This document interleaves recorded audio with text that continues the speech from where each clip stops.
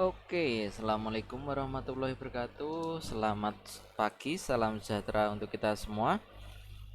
Di kesempatan kali ini kita akan coba sharing tentang tutorial menggunakan Microsoft Word.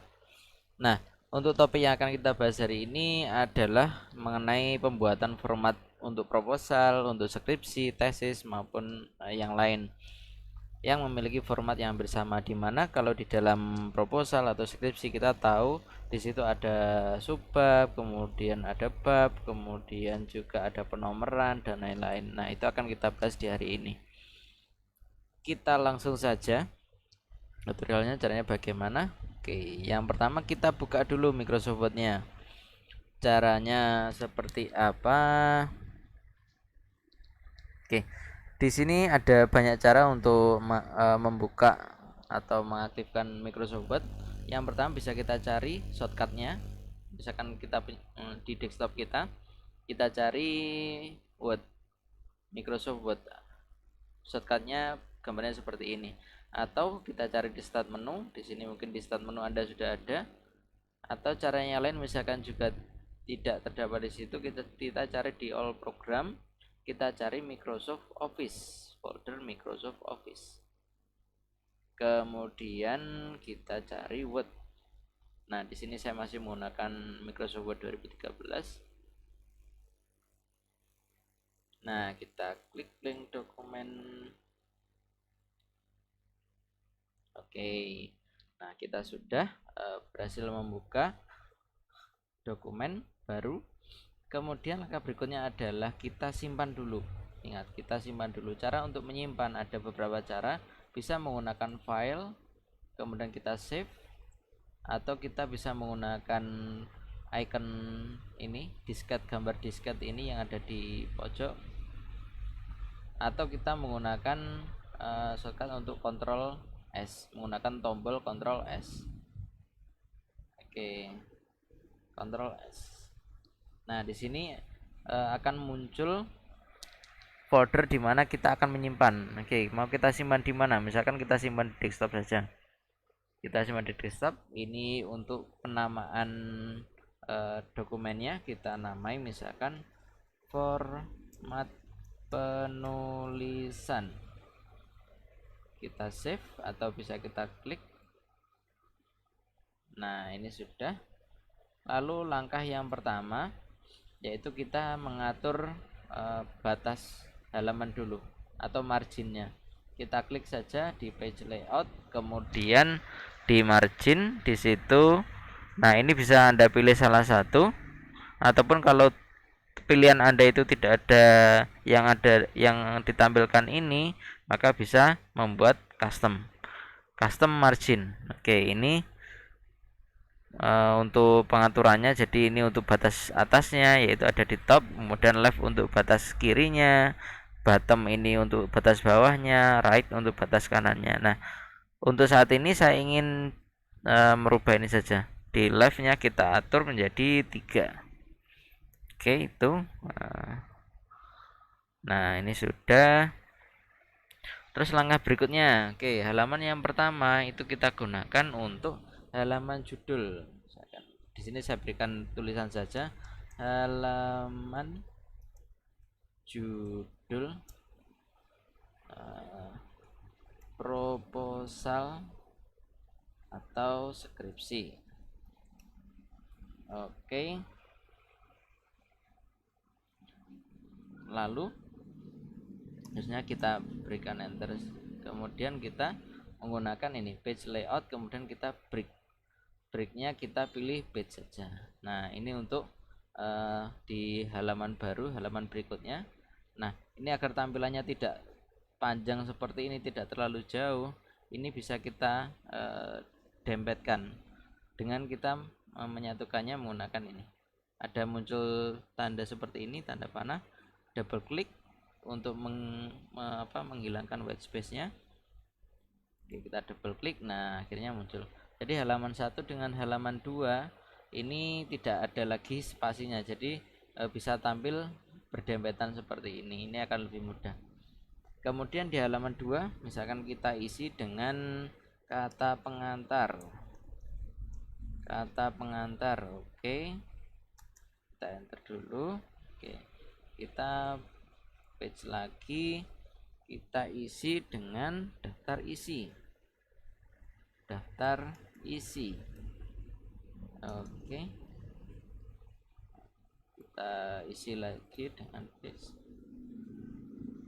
Nah, sebentar, sebelum ke situ gini, ini untuk lebih memudahkan juga. Jadi untuk ini nanti yang akan kita gunakan dalam penomoran halaman, jadi agak berbeda. Jadi untuk halaman judul, kata pengantar, daftar isi nantinya adalah kita isi dengan penomoran halaman, bentuknya adalah angka Romawi, biasanya menggunakan huruf I dan juga huruf V kecil. Nah, kalau halaman berikutnya setelah daftar isi ini bisa kita isi dengan mulai pada bab 1, bab 2, bab 3 dan seterusnya, maka itu menggunakan penomoran biasa yaitu angka menggunakan 1, 2, 3 dan seterusnya. Maka di sini perlu kita bedakan sectionnya.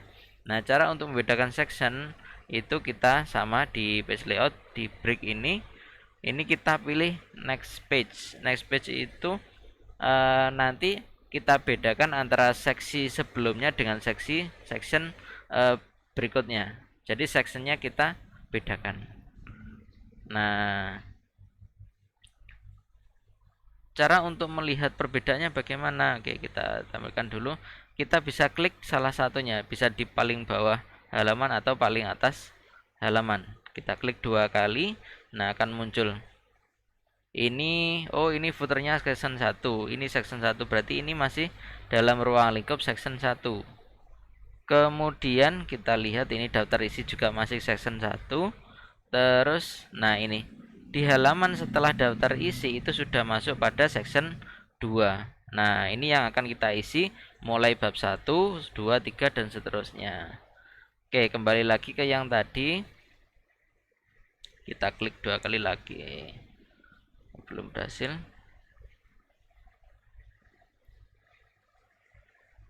Oke. Nah, ini kita isi. Jadi di bab 1 itu pendahuluan, maka untuk bab satunya nanti akan kita atur di belakangan, tetapi kita isi langsung saja pada pendahuluan. Kemudian layout kita juga bedakan, boleh menggunakan next page. Untuk ini bab 2 itu menggunakan tinjauan pustaka.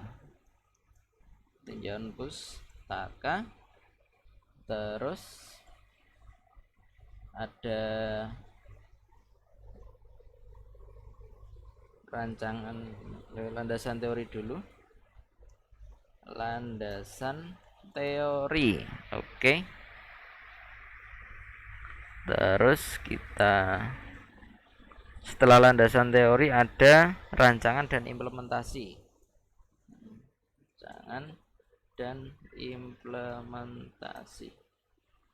Oke. Kemudian kita masukkan lagi ada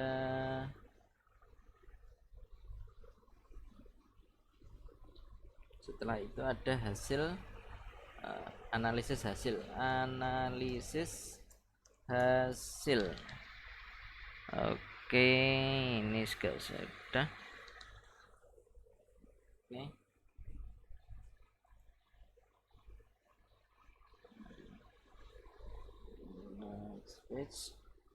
Setelah itu ada kesimpulan dan saran.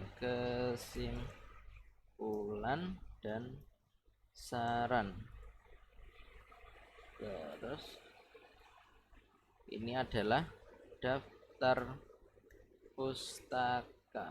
Oke, kita kasih satu saja di masing-masing.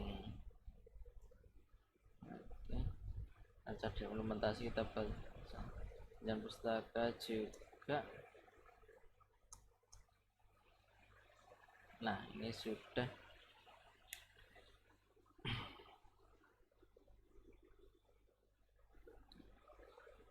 Kemudian cara yang berikutnya Nah, ini bisa kita atur sekarang untuk format dari kerangka halaman ini. Kita atur caranya bagaimana?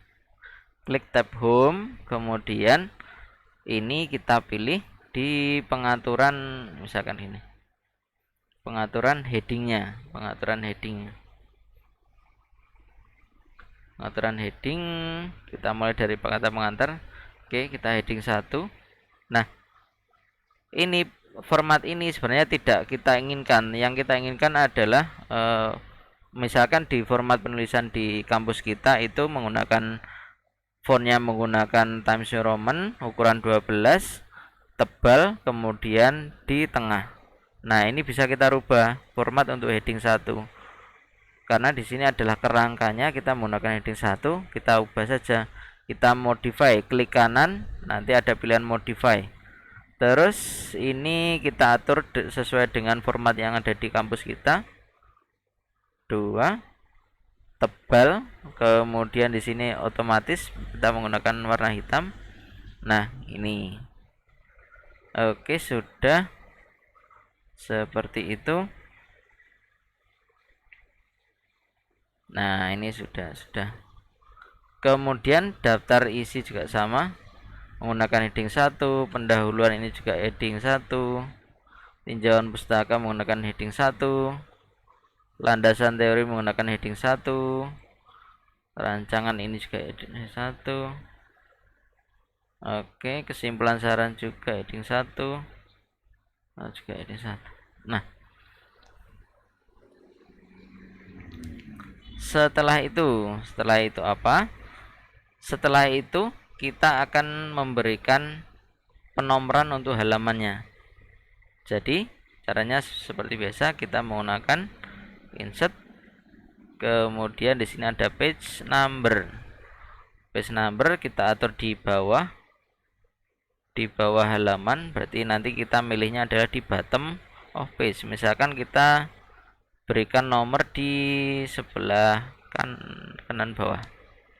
Oke, ini sudah. Nah,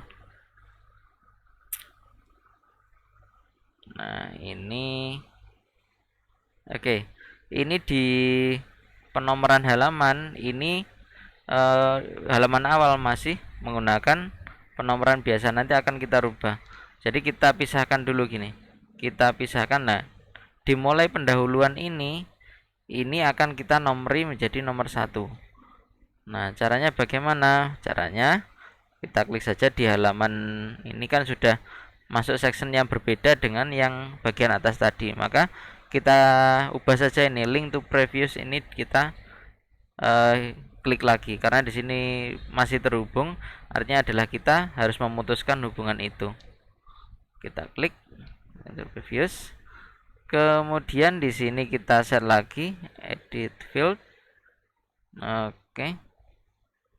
Menggunakan page. Oke, kita edit format page number. Kita mulai dari 1. Nah, kemudian yang ini page numbernya ini kita rubah, atau bisa juga kita menggunakan cara yang tadi. Kita menggunakan format page number, ini kita menggunakan Romawi dengan huruf I kecil. Oke. Nah, ini halaman judul sekarang sudah menggunakan halaman menggunakan Romawi. Nah, misalkan gini, kita inginkan di halaman yang pertama itu tidak ada nomornya. Nomornya dimulai dari halaman yang kedua, yaitu kata pengantar. Caranya bagaimana? Caranya kita bisa menggunakan ini, klik saja different first page. Jadi halaman yang pertama itu berbeda dengan penomoran halaman berikutnya. Bukan berbeda sectionnya, tetapi formatnya itu berbeda. Oke, kita klik different. Nah, tanpa kita atur itu nanti secara otomatis dia akan kosong sendiri. Tetapi di halaman berikutnya itu tetap menggunakan nomor 2. Itu caranya. Oke. Setelah itu kita sudah berhasil untuk menomori halaman, kemudian kita akan membuat daftar isi secara otomatis. Oke, daftar isi secara otomatis caranya adalah kita klik references. Ini kita tunggu dulu. Setelah itu di sini ada table of content, kita buat custom saja. Oke, ini kita samakan saja. Oke, nah ini sudah tampil daftar isi secara otomatis yang kita buat berdasarkan kerangka dari penulisan yang sudah kita buat tadi. Oke, ini cara yang pertama. Oke, untuk part 1 saya kira cukup. Kemudian nanti akan kita lanjut di part berikutnya. Oke, sampai jumpa dan silahkan mencoba.